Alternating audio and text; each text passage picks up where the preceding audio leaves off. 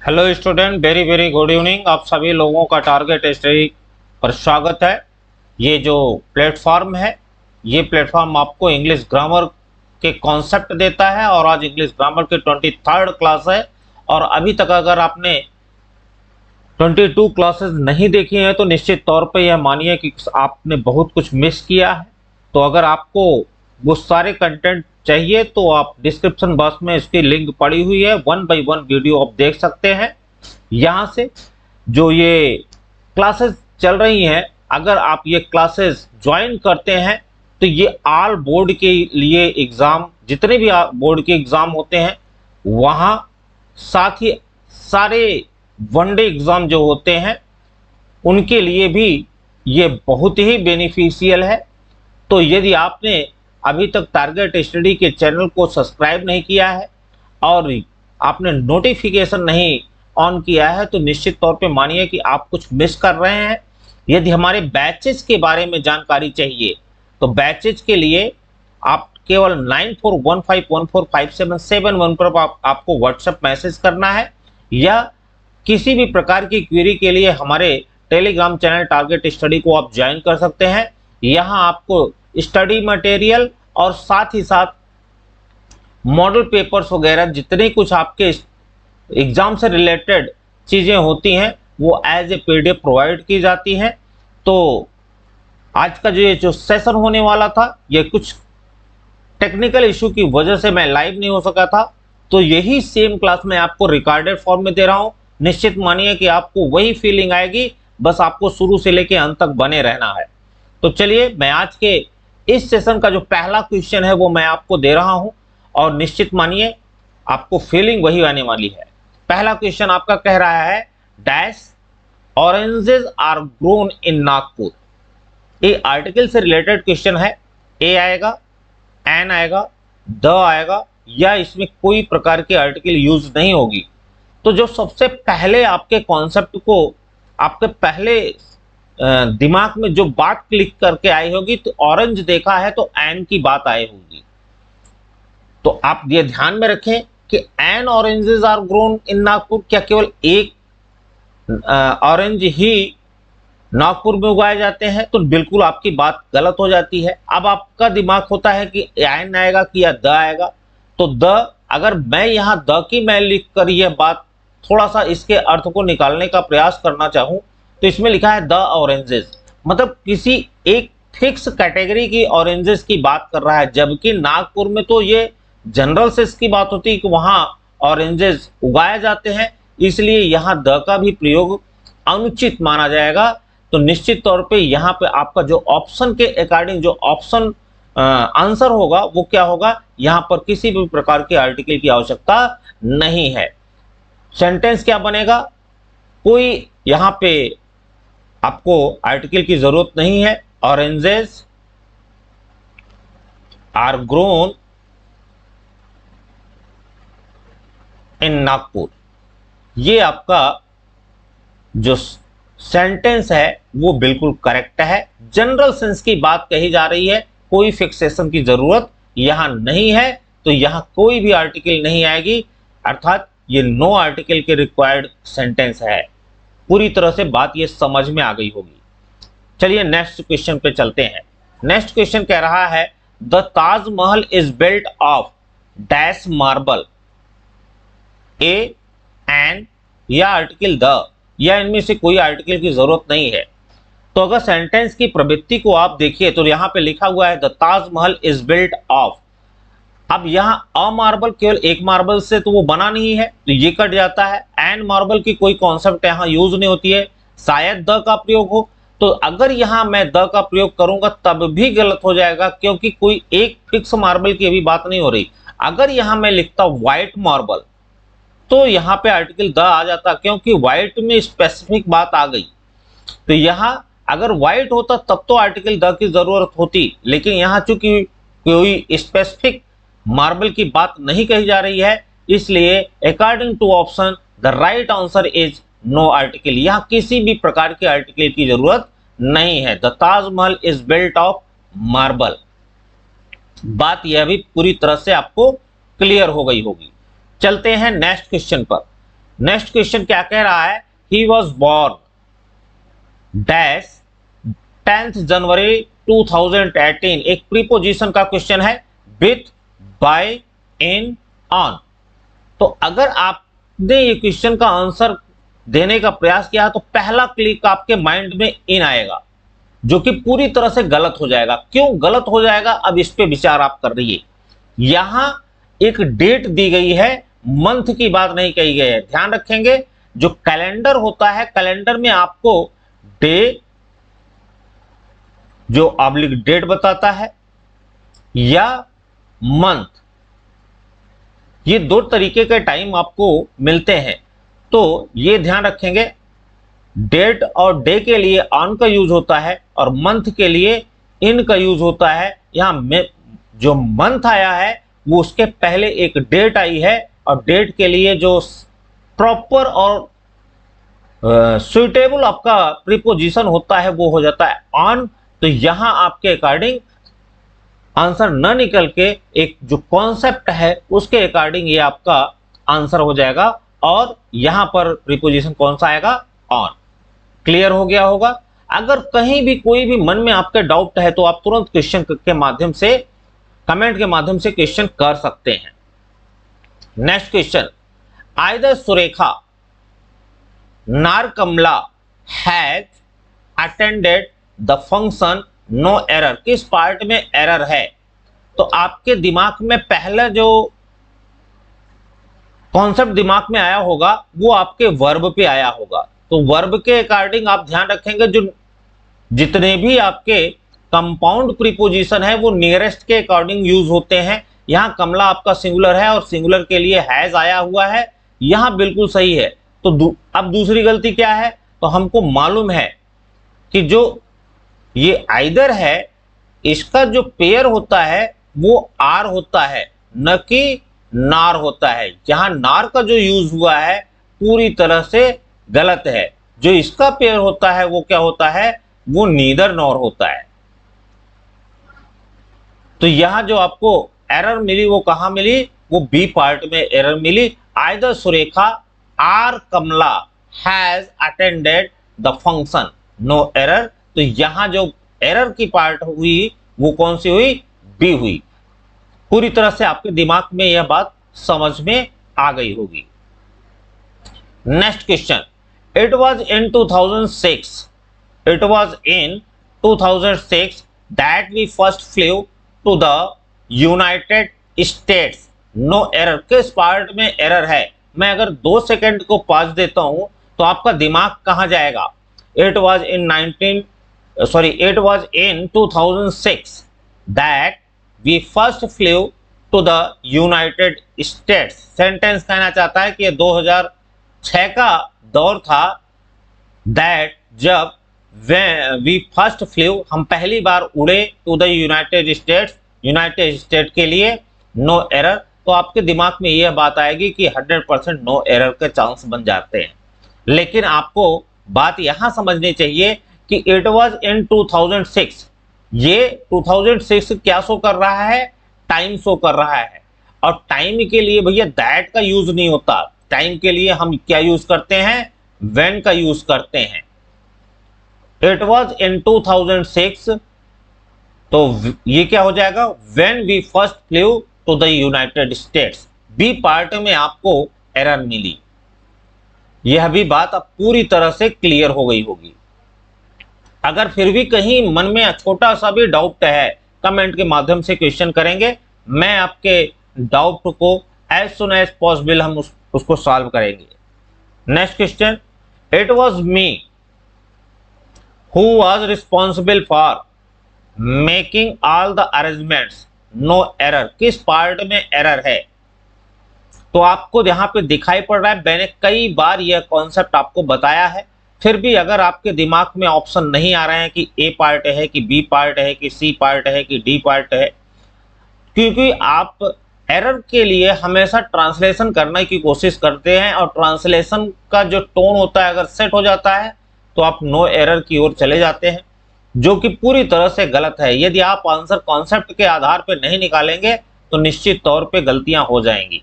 चलिए मैं आपको क्लियर करता हूं। तो आपको मैंने बताया था कि वर्ब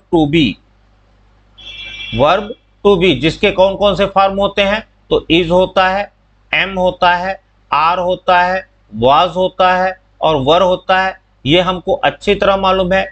इज एम आर हमारा प्रेजेंट शो करता है, वाज वर हमारा पास्ट शो करता है। ये पूरी तरह से आपको अच्छी तरह मालूम है। लेकिन हमने आपको बताया था कि वर्ब टू के बाद अगर इसके बाद कोई प्रोनाउन आ रहा है, वर्ब टू के बाद अगर कोई प्रोनाउन आ रहा है तो प्रोनाउन हमेशा सब्जेक्टिव केस में होगा। किस केस में होगा? सब्जेक्टिव केस में होगा। यहां जो मी लिखा है ये पूरी तरह से गलत है। मी की जगह क्या होना चाहिए था? It is I. अब दूसरा कॉन्सेप्ट इसी क्वेश्चन के अकॉर्डिंग आपको समझा देना चाहता हूं। ये जो हु है, हु क्या है? हु एक रिलेटिव प्रोनाउन है। ये क्या है भैया? एक रिलेटिव प्रोनाउन है।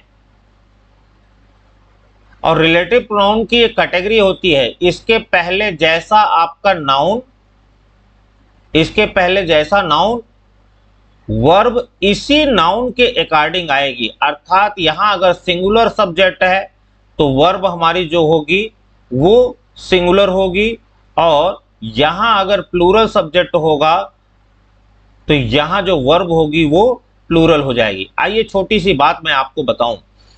तो यहां जो देख रहे हैं हु, तो हु के पहले अब आई हमारा बन गया। अगर दूसरा एरर आएगा तो कैसे आएगा? अब यहां चूंकि ये पास्ट शो कर रहा है तो आई के साथ में पास्ट में वाज का ही प्रयोग होता है। पास्ट में भैया हमको मालूम है कि पास्ट में आई जो होता है, आई सिंगुलर होता है और वाज आता है। लेकिन जो प्रेजेंट होता है उसमें आई के साथ में हम एम का यूज करते हैं। किसका यूज करते हैं? एम का यूज करते हैं। तो अगर यह सेंटेंस प्रेजेंट में होता तो यहां वाज की जगह एम होता। तो एक एरर यह भी बन सकती थी, हालांकि इस सेंटेंस में वो एरर नहीं है। तो आप दोनों तरीके से इसको समझ लीजिए। मेरा अनुमान है कि पूरी तरह से आपको चीजें समझ में आई हैं। चलिए next question. Many a student pass the IIT examination. आपको वर्ब से रिलेटेड क्वेश्चन है। हैज है, हैव है, हैड है या आर है। एक सेकंड का पॉज देने के बाद आपको तुरंत हम बता सकते हैं। आपको मालूम है मेनी अ, ये मेनी अ जो है इसका अगर पार्ट्स ऑफ स्पीच में आपसे पूछना चाहूं तो आपके दिमाग में एक छोटा सा बल आ जाएगा। लेकिन आप ध्यान रखेंगे मेनी अ क्या है? एक एडजेक्टिव है, पहली चीज। दूसरा अगर यहां चीज आपको जानने की जरूरत है वो क्या है कि ये सिंगुलर एडजेक्टिव है। अगर आपका एडजेक्टिव सिंगुलर है तो निश्चित तौर पे यह ध्यान रखेंगे कि नाउन आपका कैसा हो जाएगा? सिंगुलर नाउन हो जाएगा। अगर एडजेक्टिव आपका सिंगुलर है तो नाउन सिंगुलर हो जाएगा। और जब नाउन सिंगुलर है तो वर्ब कैसी हो जाएगी? वर्ब भी सिंगुलर हो जाएगी। अब कुछ बच्चों के दिमाग में एक बात दिमाग में आ रही होगी कि सर क्या एडजेक्टिव भी सिंगुलर और प्लूरल होते हैं? बिल्कुल होते हैं। आपको मैं एक सेंटेंस के माध्यम से बताना चाहता हूं।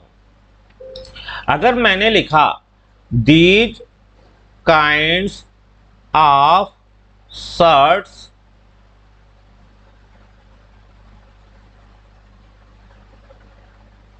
Do not match for you,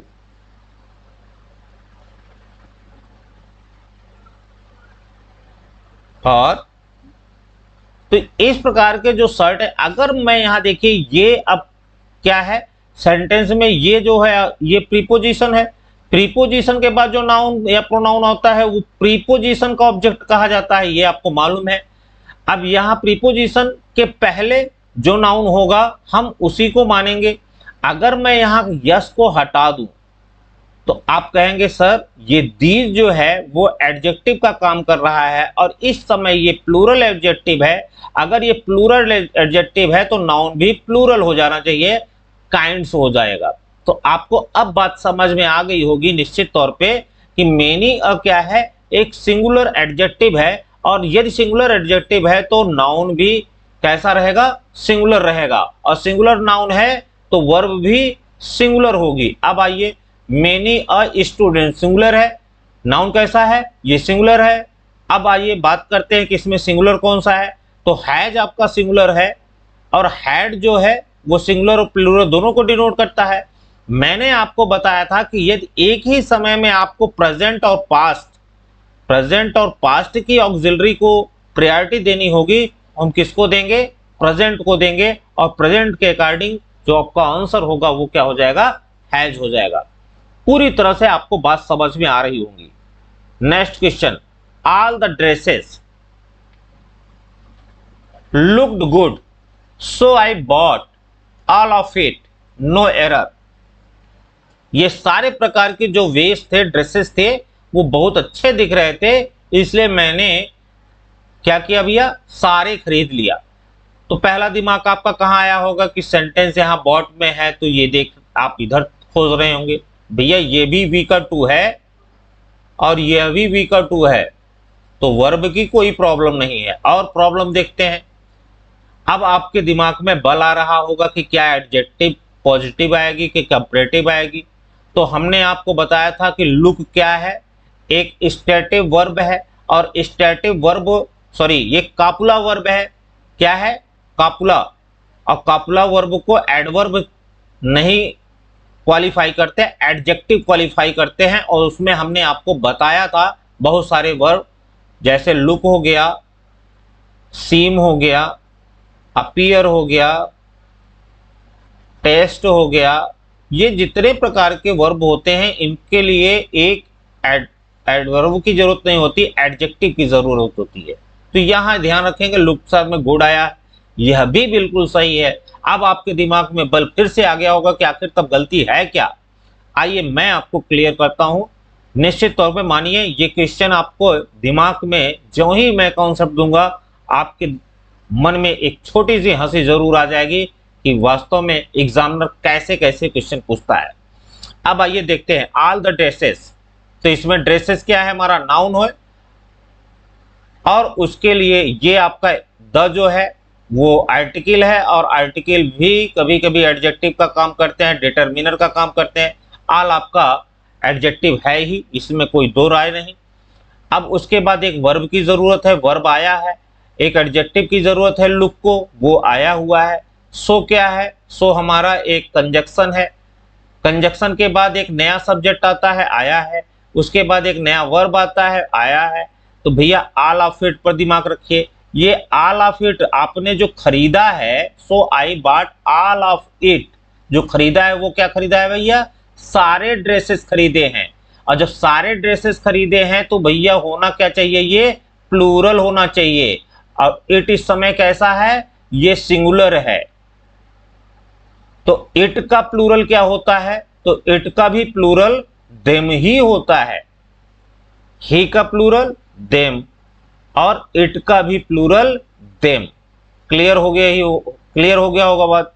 अब यहां जो आपकी एरर थी वो किस जगह पे थी, वो इट की जगह पर देम को आपको लिखना है। All the dresses looked good so I bought all of them, मैंने उन सबको खरीद लिया। बात पूरी तरह से अब क्लियर हो गई होगी। चलते हैं next question, both of them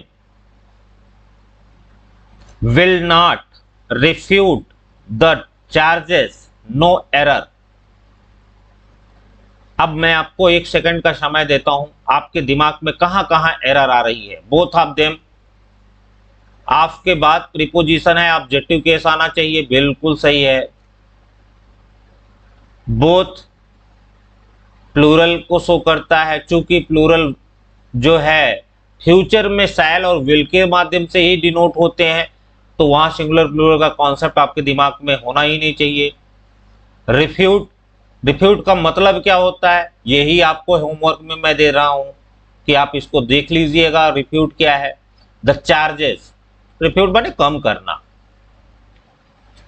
तो both of them will not refute the charges. अब आपके दिमाग में आ रहा होगा कि आखिर फिर गलती है कहां, तो आपको मैं बताना चाहूंगा, बोथ ऑफ देम बोथ के साथ में नॉट का प्रयोग नहीं होता।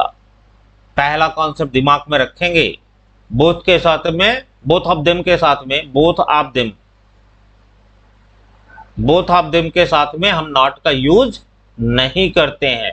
तो both of them will refute the charges, not का यूज पूरी तरह से गलत है। बात क्लियर हो गई होगी। चलते हैं नेक्स्ट क्वेश्चन पर। नेक्स्ट क्वेश्चन कह रहा है you, he, you and I shall arrange everything and shall not ask them for help, no error।